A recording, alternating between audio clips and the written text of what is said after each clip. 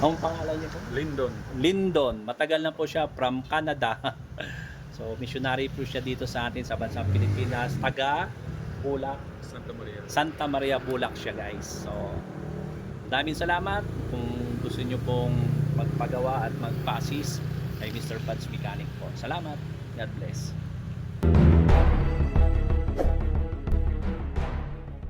Kan ngayon dito na. Yan. So, okay naman yung baterya niya. Ito na sakyan Grandia. So, tingnan natin to.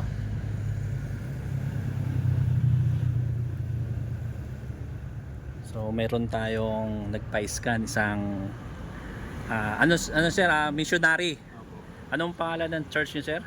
Brad?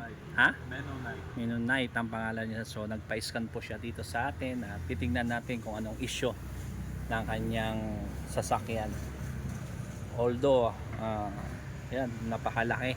So, kung may plano po kayong magpa-scan, dito lamang po kayo kay Mr. Pads Mechanic para po ma-scan po natin sasakyan nyo kasi napaka-importante na kapag ang sasakyan natin kung ano yung issue ay makikita natin. So yan po yung mga issue na nakita natin. Vehicle Speed sensor, column, function sensor, yung mga lumalabas, speed sensor, PH 500, accelerator pedal, tapos may pedal. So yan po yung issue. Delete natin po ngayon kung mawawala yung DTC.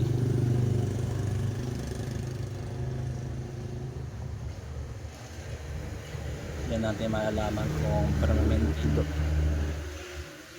Lumabas pa rin yung ano niya, real speed sensor.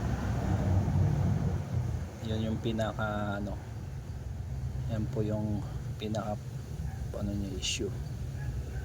Yung customer. So, ano pong masabi ninyo yung na-check po natin yung sasakyan mo, ginamitan natin yung scanner. Lumabas ba yung trouble code?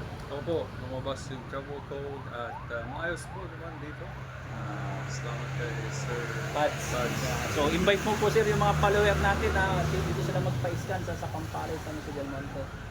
Okay. So, lahat po ng kaibigan ni Lindon. Lindon, nandito po siya kung may problema kasi sa sakyan nyo, magpa-scan. So, nandito lang po si Mr. Pads sa San Jose del Monte, Bulacan. Salamat. God bless. Bagong satisfy na naman yung customer po natin, guys. Ayan po sila. So, yan po.